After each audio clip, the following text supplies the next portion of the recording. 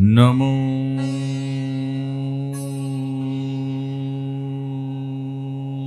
भगवते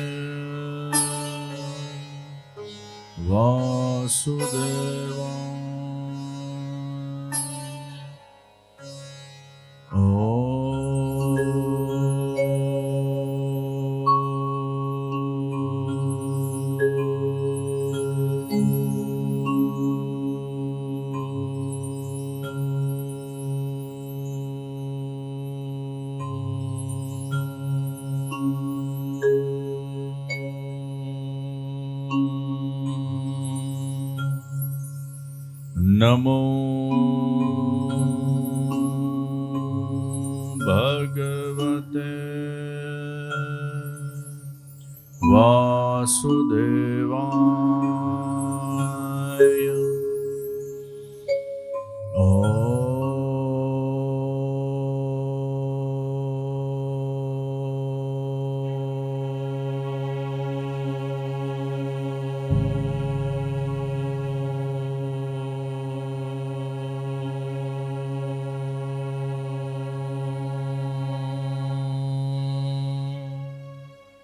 नमो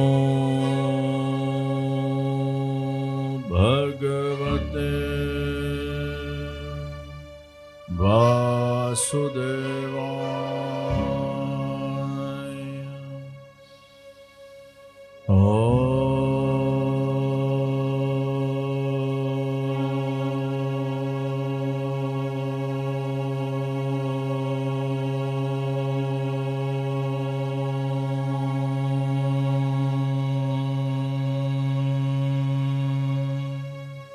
नमो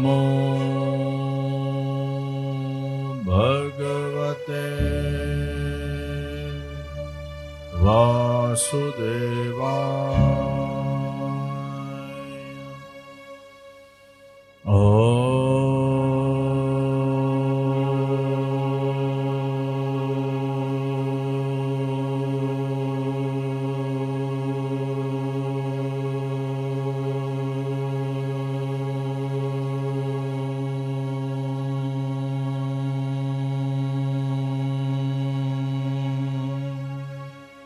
नमो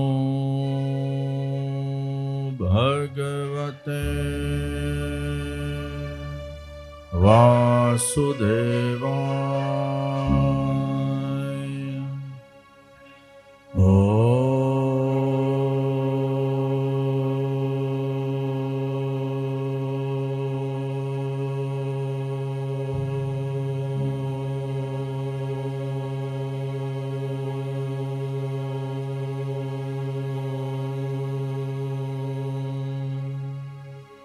नमो भगवते वासुदेवाय। वासुदेवाय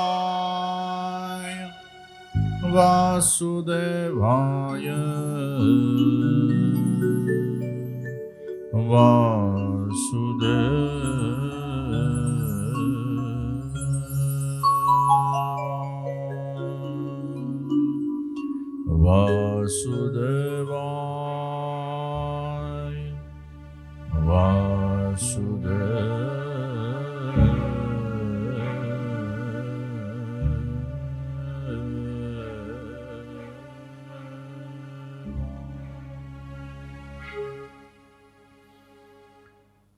श्री कृष्ण गोविंद हरे मुरारी हे नाथ नारायण वासुदेव। हे नाथ नारायण वासुदेव। श्री कृष्ण गोविंद हरे मुरारी हे नाथ नारायण वासुदेव। हे नाथ नारायण वासुदेव। श्री कृष्ण गोविंद हरे मुरारी हे नाथ नारायण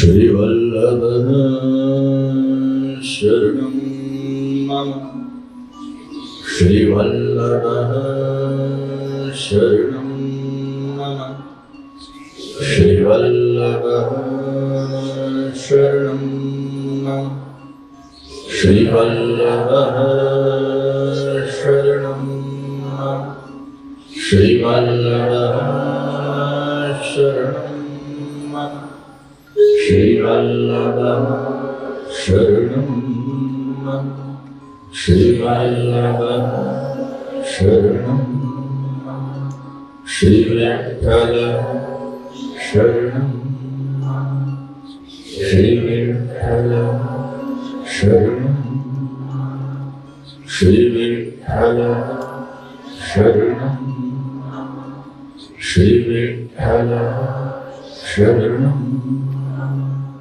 श्रीविठ्ठल शरणं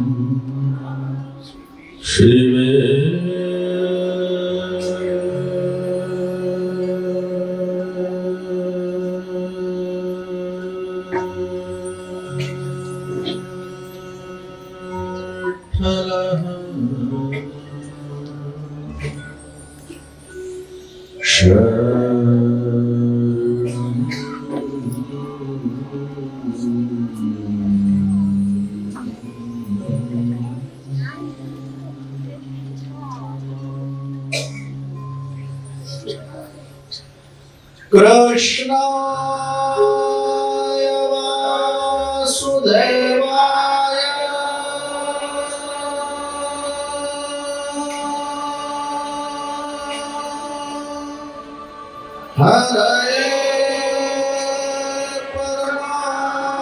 परमात्मने प्रणतः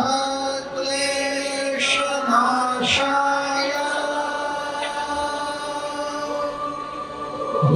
गोविन्दाय नमो नमः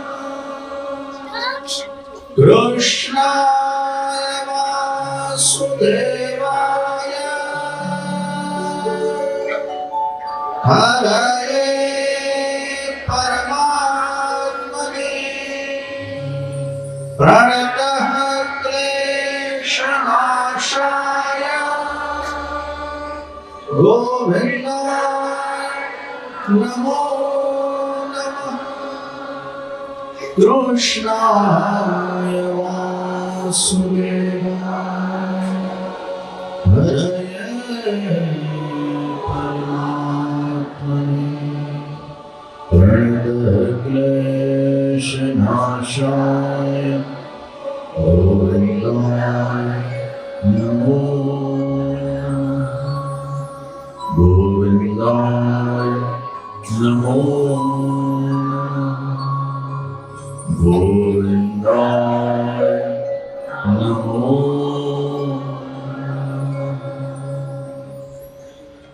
नाम संकीर्तनं यस्य सर्वपाप प्रणाशनं प्रणामो दुःखशमनः तं नमामि हरिं परं नाम संकीर्तनं यस्य सर्वपाप प्रणाशनं प्रणामो दुःखशमनः तं नमामि हरिं परं नाम संकीर्तनं यस्य सर्वपाप प्रणाशनं प्रणामो दुःखशमनः तं नमामि हरिं परं तं नमामि हरिं परं तं नमामि हरिं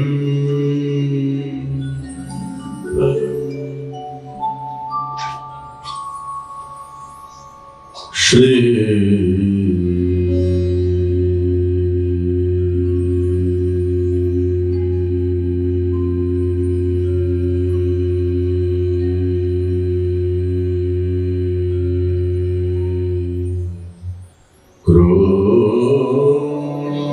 कृष्ण शरणं मम श्री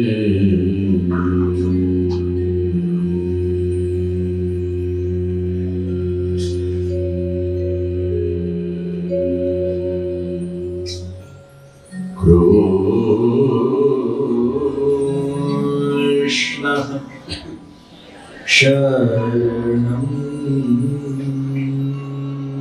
मम। श्री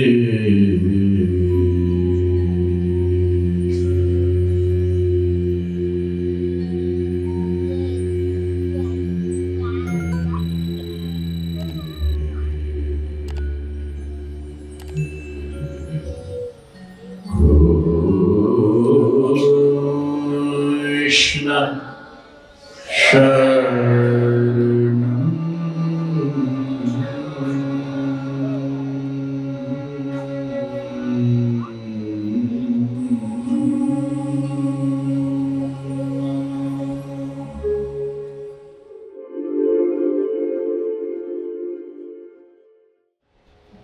दोनों आंख बंद रखें।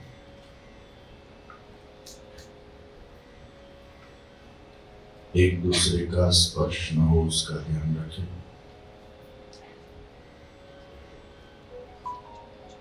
सीधे बैठे। शरीर को एकदम हल्का छोड़ दे।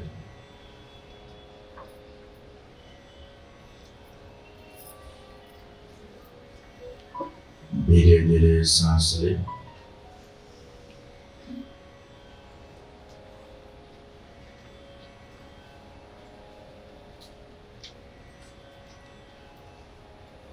अपने नाभि के ऊपर ध्यान केंद्रित करें।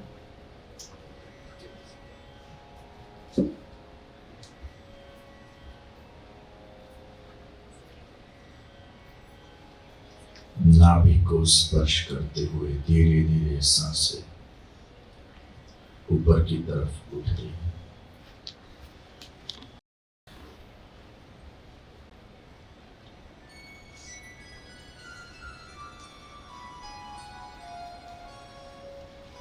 सांसों का उद्गम स्थान वो नाभि है। नाभि पर ध्यान केंद्रित करते हुए केवल अपने सांसों का निरीक्षण करें।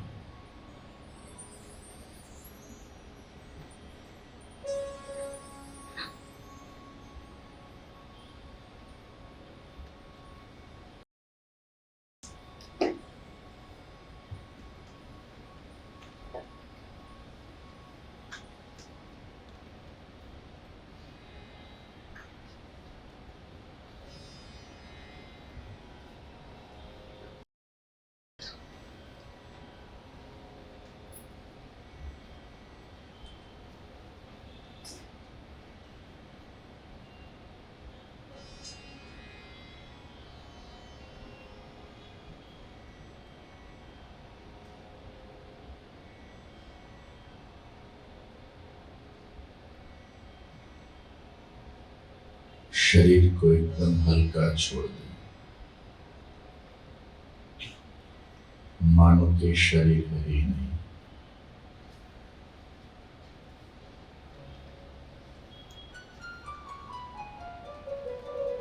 केवल सांसों पर ध्यान।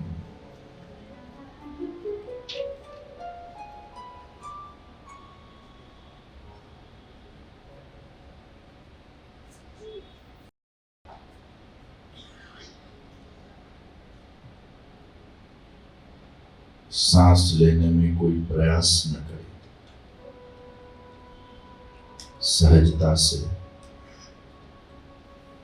सांस को चलते हुए केवल देखें।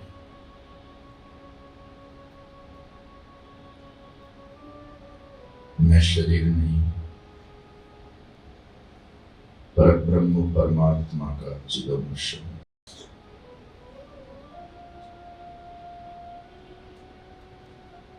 आत्म भाव में स्थित होने का प्रयास करें।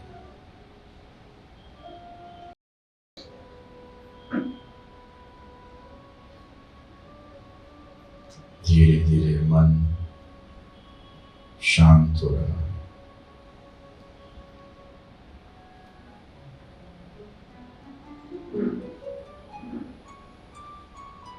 सर्व विचार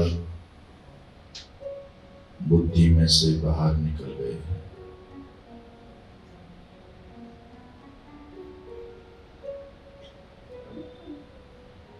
मन और बुद्धि खालीपन का अनुभव कर रहे हैं।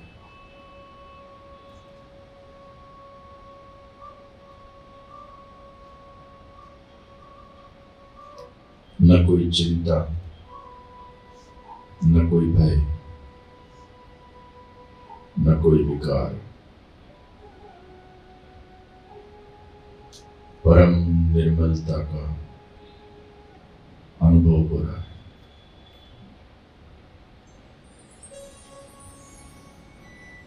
नाभि के ऊपर से हमारे ध्यान को दो आईब्रोज के बीच में आज्ञा चक्र के ऊपर केंद्रित करें।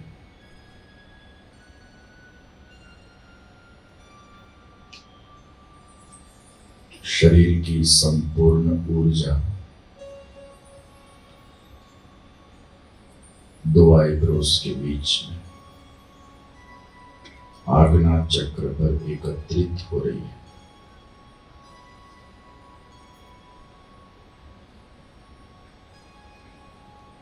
यह चक्र एकाग्रता का चक्र है,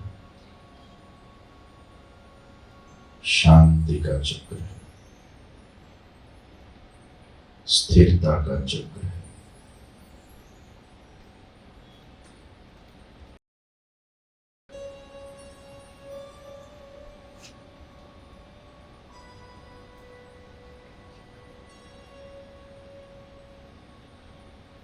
धीरे धीरे गहरी सांस लेते जाए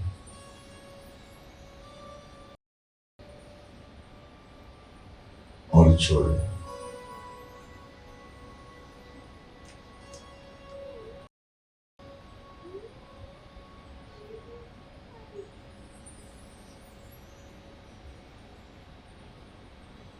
एकदम धीरे धीरे सांसों को ऊपर की तरफ ले जाए। सहज प्रयास के द्वारा और छोड़े।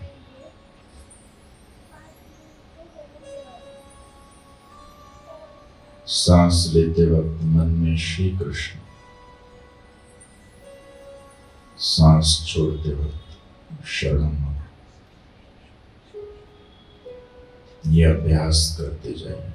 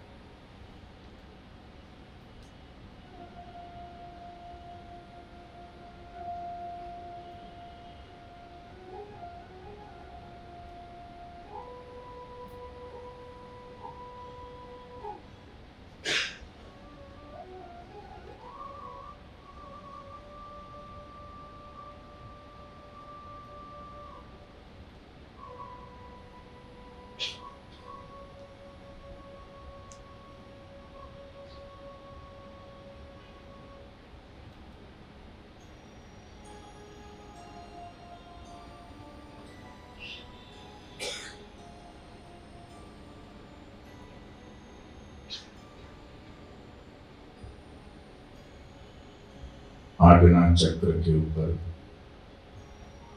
भगवान के मोरपींछ का ध्यान करें।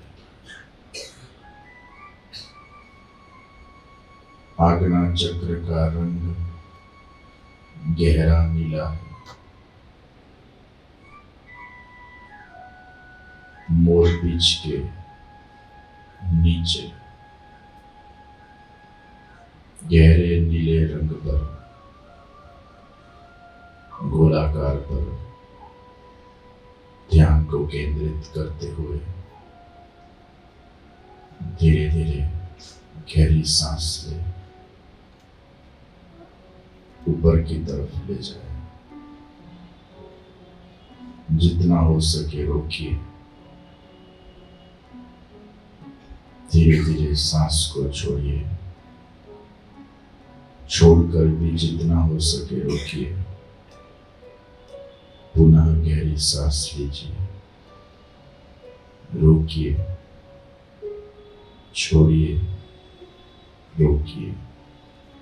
यह अभ्यास करते जाइए।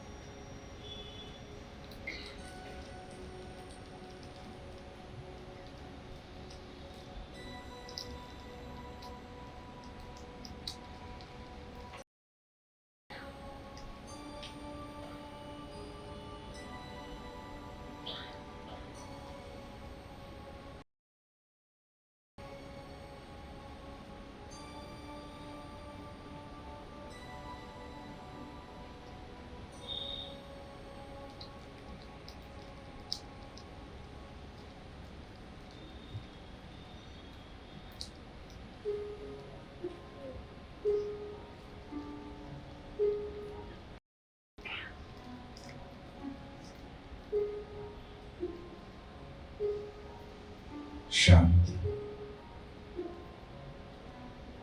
धीरे धीरे छोटी छोटी सांसें।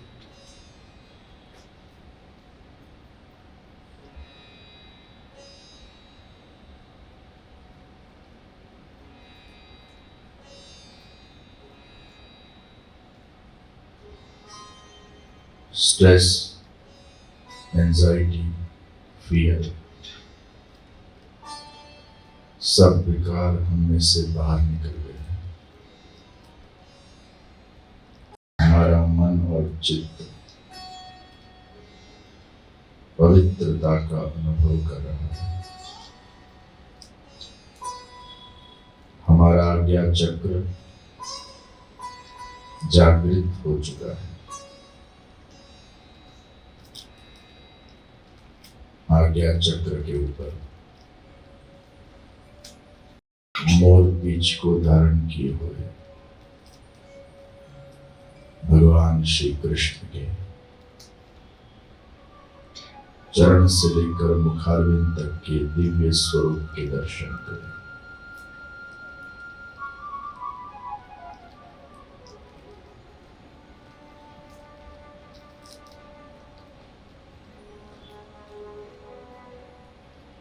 दिव्य कोमल चरणारविंद, सुंदर श्रीअंग, कोमल हस्त, भगवान का वक्षस्थल, कंठ, कपोल, अधरोष्ठ, नेत्र, नासिका, केश, मस्तक पर मोर बीज,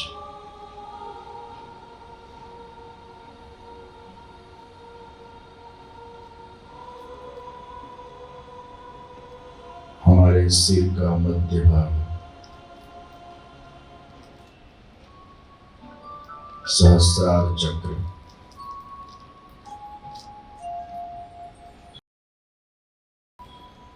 सबसे ऊपर वहां भगवान के मोर बीज का स्पर्श हो रहा है। ध्यान को आज्ञा चक्र से और ऊपर उठाएं, और ऊपर सिर के मध्य भाग में स्थिर करें। लावण्य युक्त भगवान के दिव्य मुखारविंद मस्तिष्क के ऊपर मोर बीज के, वहां दर्शन करें।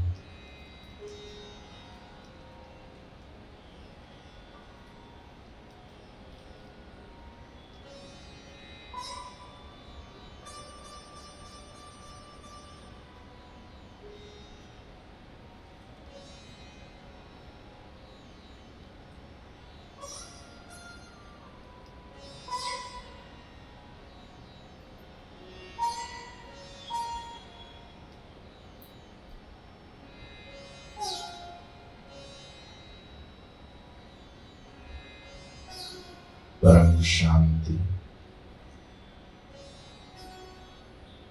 प्रसन्नता, आनंद का अनुभव हो रहा है।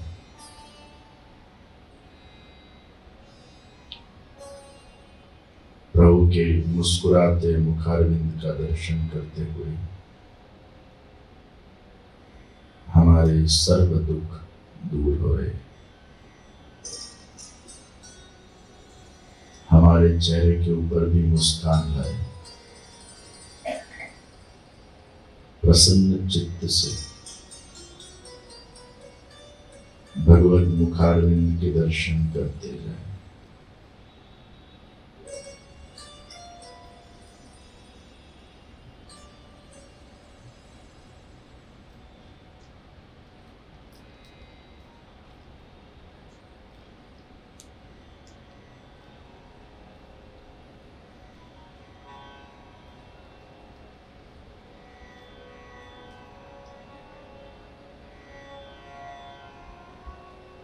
प्रभु के चरणारविंद हमारे आज्ञा चक्र पर है, मुखारविंद और मस्तिष्क सहस्रार चक्र पे। धीरे धीरे मुख में से भगवान का हृदय कटी प्रदेश चरणारविंद तक पहुंचे। ध्यान को दो आईब्रोज के बीच में आज्ञा चक्र पर भगवान के चरणारविंद का ध्यान करें।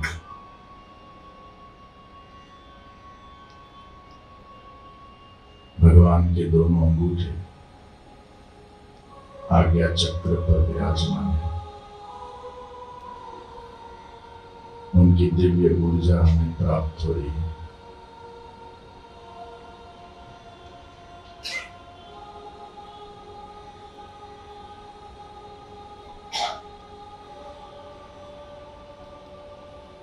मैं शांत हूं, मैं शांत हूं, मैं शांत हूं, मैं स्थिर हूं, मैं स्थिर हूं, मैं स्थिर हूं, मैं प्रसन्न हूं, मैं प्रसन्न हूं, मैं प्रसन्न हूं, मैं आनंदित हूं, मैं आनंदित हूं, मैं आनंदित हूं। परम शांति का अनुभव करते हुए नवीन ऊर्जा के साथ दिव्य चेतना का अनुभव करते हुए श्री कृष्ण हमेशा मेरे साथ है, मेरे पास है, मेरे ही अंतर्यामी है। इस भाव को दृढ़ करते हुए धीरे धीरे आंखें खोलिए।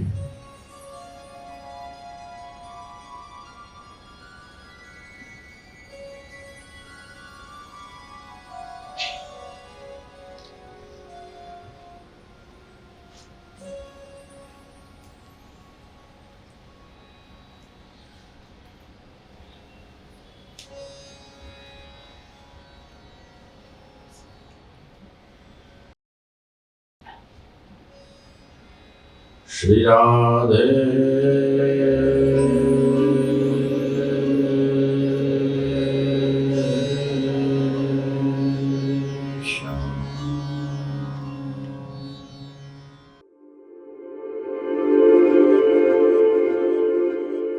मन को जो वश में कर सके उसी का नाम मनीषी।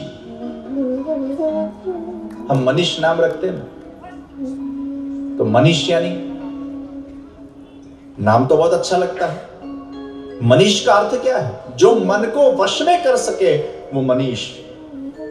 और मनीषा ये भी नाम होता है। कर्मजं बुद्धि युक्ता ही फलं त्यक्त्वा मनीषिणः भगवान ने गीता में कहा, कर्मजम बुद्धियुक्ता ही फलम त्यक्त्वा मनीषिणः। ये मनीष कौन है? केवल मन को वश में करे वो मनीष नहीं, लेकिन जिसके अंदर कुशाग्र बुद्धि है, जिसके अंदर प्रतिभा है, जिसके अंदर योग्य प्रज्ञा है, और ये तीनों जिसके पास है वो मनीष है। प्रियजनों, एक है बुद्धि, एक है प्रतिभा, एक है मेघा और मनीष। ये बुद्धि के मापदंड बताए गए। जो व्यक्ति बहुत होशियार होता है, हम बोलते हैं ये बहुत बुद्धिशाली है, भगवान ने इसको बहुत अच्छी बुद्धि दी है। तो बुद्धिशाली व्यक्ति के लक्षण क्या है? बुद्धिशाली व्यक्ति का पहला लक्षण, जिसके अंदर निर्णय लेने की शक्ति हो, ये बुद्धिशाली है।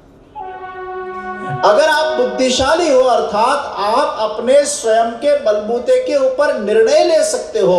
अगर आप निर्णय नहीं ले पाते अर्थात आप बुद्धिशाली नहीं हो। हमारे गुजरात में क्या होता है, बहुत वो पति अपने आप को ज्यादा बुद्धिशाली मानते हैं और कभी पत्नी बीच बीच में अपनी वो टापसी पूरती है कुछ, तो उसको दबा देते, तने कहीं खबर ना पड़े डोबी, चुप, उसको शांत कर देते। क्योंकि उसको ऐसा लगता है कि ये निर्णय लेने की जो शक्ति है, आगे का सोचने की जो शक्ति है, सब तरह से विचार करके विवेकपूर्ण अगर कोई व्यवस्था बन सकती हो तो वो मेरी बुद्धि के द्वारा बनेगी। इसको क्या पता चलता है, इसको क्या नॉलेज, इसको क्या पता, उसको दबा देते। पर कई बार आजकल के युवा वर्ग भी अपने आप को ऐसा मानते हैं, वडीलों ने शू खबर पड़े, ये तो बूढ़े हो गए हैं, ये तो ऑर्थोडॉक्स हो गए हैं, इनके पास से क्या सीखना, ये तो प्राचीन पुरातन हो गए हैं, अभी तो मॉडर्न युग आ गया है। और ये नए युग के अंदर जब नवीनता हो, टेक्नोलॉजी आ गई हो, इतना विज्ञान आगे बढ़ गया हो, तो ये पुराने 70-80 साल के जो वडील है उनके पास से क्या सीखना। और फिर वो 20 साल का युवान भी अपने 60 साल के दादा को या 70 साल के दादा को फिर कह देता है, ए बुद्धू तमने खबर ना पड़े, तमे बूढ़ा थई गया, ए हमने खबर पड़े। निश्चित आज का युवान वो पढ़ा लिखा है, बुद्धिशाली है, डिग्री को प्राप्त कर लेता है, लेकिन कई बार जो पुरखों के अनुभव से जो प्राप्त होता है वो शायद वो डिग्री से प्राप्त नहीं होता, जो वडीलों के अनुभव से हमें प्राप्त होता है। डिग्री हमें नॉलेज दे देगी, डिग्री शायद हमें स्मार्टनेस दे देगी, डिग्री शायद हमारा जनरल नॉलेज बढ़ा देगी, डिग्री शायद हमें अच्छी जॉब या बिजनेस करने की क्षमता प्राप्त करवा देगी, लेकिन कुछ जीवन के उसूल, सिद्धांत वो वडीलों के माध्यम से जो संस्कार के रूप में हमें प्राप्त होते हैं वो डिग्री से नहीं मिलते।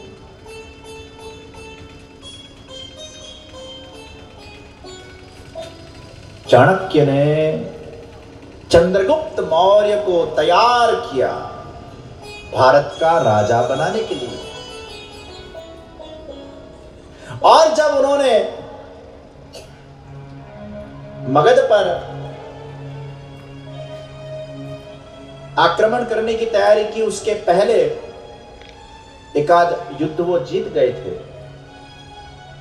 लेकिन थोड़ी ही सेना उनके पास थी, परिपक्व सेना नहीं थी।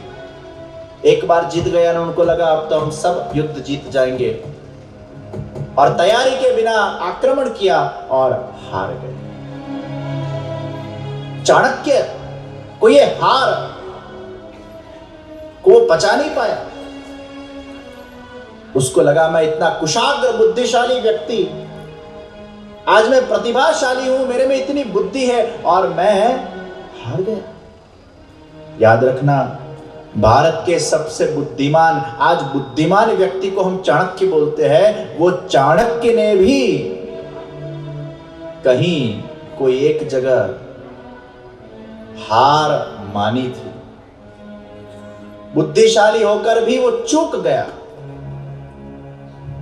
और वो निराश होकर चंद्रगुप्त मौर्य के साथ चलते चलते जा रहा था। एक 80 साल की बुढ़िया वो घर में अपने पौत्र को खिचड़ी खिला रही थी और गरम गरम खिचड़ी थी और तुरंत वो बच्चे ने बीच में खिचड़ी में हाथ डाला और बीच में हाथ डाला तो वो उसको जलने लगा और तब वो डांटती है बुढ़िया, अरे मूर्ख, तूने भी चाणक्य जैसी मूर्खता की। जब वो बुढ़िया चाणक्य का नाम लेकर बच्चे को डांट रही थी, उसी वक्त संजोगवशात वो चाणक्य वहां से गुजर रहा था और वो घर की खिड़की में से देख रहा था। मेरा नाम लेके ये बुढ़िया इस बच्चे को मूर्ख बोल रही है। मैं बुद्धिमान चाणक्य और ये बच्चे की मूर्खता पर वो मुझे याद कर रही है कि मैं मूर्ख। बहुत अच्छी बात उसने कही, बेटा खिचड़ी को खाना हो तो बीच से नहीं खाया जाता, उसको कोने कोने से खाया जाता है और कोने कोने से खाकर फिर बीच में जाया जाता है। चाणक्य ने मूर्खता की, उसने बीच में आक्रमण किया तैयारी के बिना, इसलिए हार गया। उसको पहले कोने कोने की सेना के छोटे छोटे युद्धों को जीतना चाहिए था, फिर जाकर धीरे धीरे बीच में पहुंचना था। तो चाणक्य जैसी मूर्खता कर रहा था। वो 80 साल की गवार अनपढ़ महिला ने इतना बड़ा एक ज्ञान चाणक्य को दे दिया। घर में घुस के चाणक्य ने माता को साष्टांग प्रणाम किए। अरे माता, मैं इस अहंकार में जी रहा था कि मैं बहुत बड़ा बुद्धिशाली हूं, लेकिन आज मुझे पता लगा कि भले कितने भी हम बुद्धिशाली हो, लेकिन वडीलों के पास जो सूझ समझ होती है उसके आगे हमारी बुद्धि कोई काम की नहीं। वो कोठासूद जिसको बोलते हैं। आज तुमसे मैंने ज्ञान प्राप्त किया। और तब चंद्रगुप्त मौर्य को कहा, अब हम बीच में आक्रमण करने की मूर्खता नहीं करेंगे, हम धीरे धीरे पहले कोने कोने से खिचड़ी को खाएंगे, कोने कोने से हम वो सैन्य को मारण करेंगे, सैन्य को अपने वश में करेंगे। और ऐसे करते करते फिर चाणक्य ने अपनी कुशाग्र बुद्धि से धीरे धीरे करते उसका जो स्वप्न था कि भारत का राजा मुझे चंद्रगुप्त मौर्य को बनाना है, उसमें वो सफल गया। तो बुद्धिशाली आदमी कौन? जो निर्णय ले सकता है। आप में अगर निर्णय लेने की क्षमता है, अर्थात आप बुद्धिशाली हैं। दूसरा, कितनी भी कठोर परिस्थिति अपने जीवन के अंदर आए, उस परिस्थिति के अंदर जो व्यक्ति डगता नहीं, विचलित होता नहीं और उसको डटे रहकर उसको सहन कर कर विकट से विकट परिस्थिति में से भी मार्ग निकालने के लिए जो सक्षम है, वो बुद्धिशाली व्यक्ति के दूसरा लक्षण। और बुद्धिशाली व्यक्ति का तीसरा लक्षण जो हम गुजराती में बोलते हैं चालशे, फावशे, गमशे। परफेक्शन के लिए पूर्ण प्रयास करना चाहिए, अपनी इच्छा को पूरा करने के लिए पूर्ण प्रयास करना चाहिए, लेकिन फिर भी अगर नहीं होती है तो चाल से, भाव से और गम से, जहां जो जैसी परिस्थिति उसमें अपने आप को एडजस्ट करके, अर्थात adjusting capacity of the brain, that is the third main subject of an intelligent person.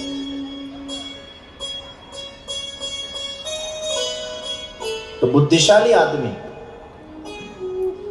ये 3 लक्षण। अब आप अपने आप को पूछ लेना कि आप ये 3 लक्षणों में कहां आते हो। अगर ये 3 लक्षण आपके अंदर है, यानी आप बुद्धिशाली। बुद्धिशाली बहुत हो सकते हैं, लेकिन प्रतिभाशाली वो कम होते हैं।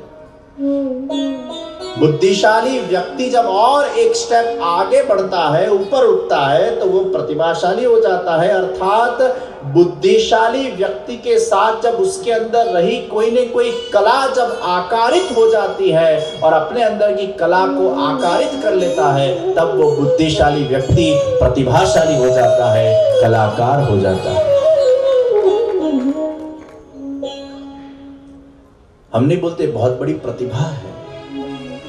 प्रतिभा तब ही बन सकते हो जब आप में कुछ हुनर हो, आप में कुछ विशेषता हो, आप में कुछ विलक्षणता हो, आप में कुछ ऐसी बात हो जो दूसरों में नहीं, जो दूसरों में नहीं है और आप में है, ऐसी कोई बात आप पे हो, तो आप कौन है? आप प्रतिभा है। बुद्धिशाली तो बहुत सारे, डॉक्टर तो बहुत बन जाते हैं, लॉयर बहुत बन जाते हैं, इस विश्व के अंदर डिग्री बहुत पा लेते हैं, लेकिन सब प्रतिभाशाली नहीं बनते।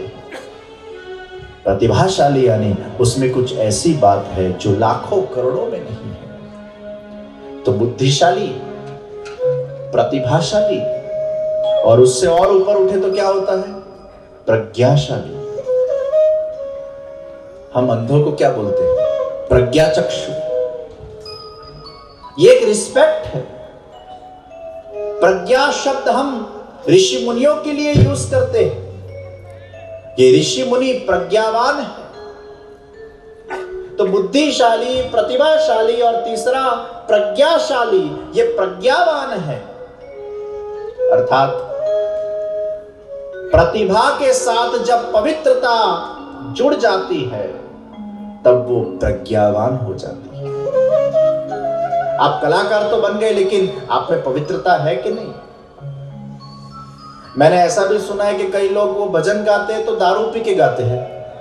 अब वो प्रतिभा है, कलाकार है, लेकिन उसको भजन गाने के पहले अगर शराब पीनी हो तो वो प्रज्ञावान नहीं कहा जाता, वो केवल एक प्रतिभा है। तो जिसमें पवित्रता है, जिसमें ज्ञान है, जिसमें विवेक है, जो केवल नाशवंत के तरफ नहीं लेकिन शाश्वत के तरफ आगे बढ़ता है, नाशवंत प्रति के उसकी वैराग है, नाशवंत विषयों के प्रति उसकी अरुचि है, ये प्रज्ञावान है। प्रतिभा हो लेकिन अगर वो नाशवंत वस्तु के पीछे भागता रहे, कलाकार बन गया लेकिन अगर ड्रग लेता हो, शराब पीता हो, व्यसन करता हो, दुष्कर्म करता हो, तो प्रतिभा है, प्रज्ञा। तो ये प्रज्ञावान है, ऐसा कब बोलते हैं? जब वो व्यक्ति के अंदर ज्ञान है, भक्ति है, पवित्रता है, सात्विकता है, प्रज्ञावान। और ये प्रज्ञावान व्यक्ति मनीषी बनता है। सबसे ऊंचा स्टेज मनीषी, अर्थात उसके अंदर कभी भी अशुभ विचार का उत्पादन ही नहीं होता है। अगर आपका मन उस भांति पवित्र हो जाए कि आपके अंदर अशुभ विचार ही नहीं आता है, अर्थात आप सबसे ऊंचे स्टेज पर पहुंच गए, आप मनीष हो गए। मनीष। प्रतिभा में, प्रज्ञा में भी अशुभ विचार आ सकता है, लेकिन फिर आप उसको रोकते हो, नहीं, ये गलत है। अशुभ विचार को आप आचरण में नहीं लाते क्योंकि आप प्रज्ञा हो, आपको ज्ञान है, लेकिन विचार आते हैं। आपको आपके अंतःकरण का विश्लेषण करना चाहिए, उसकी जांच पड़ताल करनी चाहिए कि आपके अंदर कैसे विचारों का उद्भवीकरण होता है। ये विचार अपन को पूछे बिना आते हैं, कि पूछ के तो आएंगे नहीं। कैसे विचार आते हैं आप में? जहां आपका चित्त जैसे लगा होगा, उस प्रकार के विचार आपके अंदर आते जाएंगे। आपको अपना विश्लेषण करना होगा, क्या आपके अंदर बुरे विचार आते हैं? बुरे विचार आते हैं तो क्या आप उसको परिणीत करते हैं? बुरे विचार आना ये अलग बात है, और बुरे विचार को परिणीत करना वो अलग बात है। एक शिष्य ने गुरुजी से पूछा, महाराज मेरे अंदर बहुत बुरे विचार आते हैं। मैं इतना आपको सुनता हूं, कथा सुनता हूं, अध्ययन करता हूं, वैदिक ज्ञान प्राप्त करता हूं, अरे सेवा पूजा अर्चना मैं सब कुछ करता हूं, मैं गुरुकुल में वास करता हूं, आपकी निगरानी के अंदर हूं, फिर भी अगर मैं इतने दिव्य गुरु के साथ हूं, दिव्य वातावरण में हूं, इतने सारे सत्संगियों के साथ हूं, हाँ कोई दुस्संगी के साथ रहे और बुरे विचार आए अलग बात है, लेकिन इतने पवित्र वातावरण में रहकर भी मेरे में बुरे विचार आते हैं और फिर मुझे ग्लानि होती है कि मैं यहां क्या कर रहा हूं, ये विद्या मुझे चढ़ क्यों नहीं रही। मुझे संकोच होता है इन विद्यार्थियों के साथ विद्या अर्जन करने में, ये बुरे विचार क्यों आते हैं। गुरुजी ने बहुत अच्छी बात कही, बेटा देख ये एक जहरीला पौधा है, वो जहरीले पौधे को तू देखता जा, देखता जा, देखता जा, देखता जा। वो शिष्य जहरीले पौधे को देखता गया, देखता गया, देखता गया और फिर कंटाल कर 1 घंटे तक गुरु जी से कहा, हे गुरुवर्य, ये पौधे को देखकर क्या मिला? ये जहरीला पौधा है जरूर, लेकिन उसका कुछ मुआवजा तो मुझे भुगतना नहीं पड़ा, नुकसान तो कुछ हुआ नहीं। गुरु जी ने कहा, देख बेटा, जैसे जहरीले पौधे को देखने से कुछ नुकसान नहीं होता है, लेकिन अगर तू खाएगा तो तेरा मृत्यु हो जाएगा, वैसे शायद तेरे अंदर बुरे विचार आते भी है तो विचार आने से तेरा कोई नुकसान नहीं होगा, अगर वो परिणित हो गए कर्म के अंदर तो नुकसान होगा, विचार आने से कुछ नुकसान नहीं होगा। तो गुरुजी मैं क्या करूं, मुझे ये विचार तंग करते हैं, क्या करूं। कई बार हमारे जीवन में ऐसा होता है, हम नहीं चाहते, जैसे किसी का मृत्यु हो गया, हम अपने आप को समझाते हैं मुझे उसके बारे में नहीं सोचना है, नहीं सोचना है, नहीं सोचना है, नहीं सोचना है, नहीं सोचना है, नहीं सोचना है, लेकिन हमारा मन वही सोचता है। एकादशी का उपवास किया और हमने नक्की किया कि मुझे खाने का नहीं सोचना है, नहीं सोच, लेकिन वही सोच आती है और फिर हम तंग हो जाते हैं अपने आप से। कई बार हमारे घोड़े हमें इतने तंग कर देते हैं कि वो बुद्धि बेचारी अशांत हो जाती है, सारथी तिलमिला उठता है, ये घोड़े मेरे काबू में क्यों नहीं आ रहे। तो क्या करना, बुरे विचारों से हम कैसे मुक्ति पाए। कई बार कुछ लोग ऐसे भी होते, अच्छे लोग होते हैं, उनको किसी के लिए किसी का बुरा हो ऐसा नहीं सोचना होता है, लेकिन उनका स्वभाव ऐसा होता है कि वो ऐसा सोच लेते थे, फिर पछताते, मुझे ऐसा नहीं करना था। गुस्सा करके कई लोग पछताते, नहीं करना था। तो बुरे विचारों को कैसे कंट्रोल किया जाए, कैसे उनको दूर किया जाए, तो उसका सबसे सरल उपाय, बुरे विचार जब आए तो ये प्रश्न करना बंद कर दो कि तू क्यों आया। पहला प्रश्न करना बंद कर दो। आप जितना प्रश्न करोगे उतने वो ज्यादा आएंगे। जैसे कई लोगों को नींद नहीं आती है तो 10 बार लोगों को पूछते, मुझे नींद क्यों नहीं आती, मुझे नींद क्यों नहीं आती, मुझे नींद क्यों नहीं आती, मुझे नींद।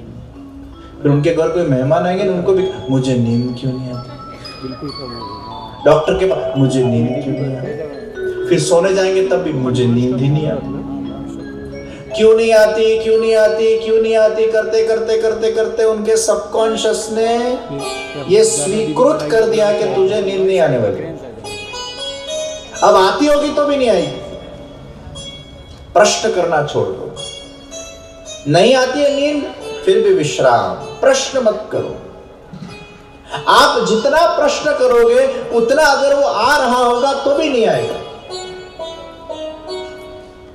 आप शांत हो जाइए। अगर वो विचार आते हैं तो आने दीजिए और बादल के तरह जाने दीजिए। विचार अगर आ रहे हो और उसमें अगर आप ठहर गए और प्रश्न करने लगे तो वो विचार और आपके अंदर घुसता जाएगा और आपका मानस उस प्रकार का बनता जाएगा।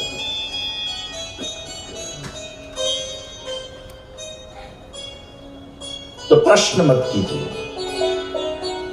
ये सबसे बड़ा उपाय है। कई लोग व्यर्थ की चिंता करते हैं। 30 साल की लड़की होगी, अभी तक शादी नहीं हुई है, मुझे तो बहुत चिंता होती। और वो दिन रात चिंता, शादी नहीं हुई। पर वो चिंता करने से कुछ होगा क्या?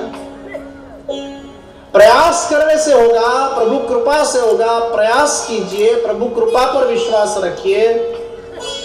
पर चिंता करोगे तो आप अपने वर्तमान को गुमा रहे हो।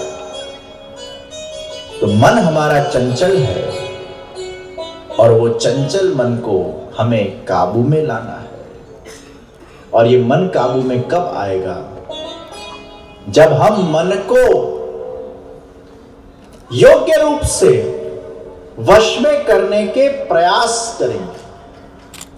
अगर हम प्रयास नहीं करेंगे तो ये काबू में नहीं आएगा। तो मनीष कौन है? जिसका मन उसके वश में है। कर्मजं बुद्धि युक्ता ही फलम त्यक्त्या मनीष। सभी कर्मों को करते हुए जो अपने वो कर्म के फल को त्यज देता है, अर्थात लौकिक कर्म के फल में उसको रुचि नहीं है क्योंकि वो प्रज्ञावान है, आध्यात्मिक फल में ही उसकी रुचि है, नाशवंत में नहीं लेकिन शाश्वत में ही उसकी रुचि है। और जब ऐसी बुद्धि व्यक्ति की हो जाए, अर्थात लौकिक विषय में उसका मन जरा भी आकर्षित न हो और अपना मन जब वो ईश्वर के अंदर लगा लेता है और ईश्वर के रंग में रंग जाता है,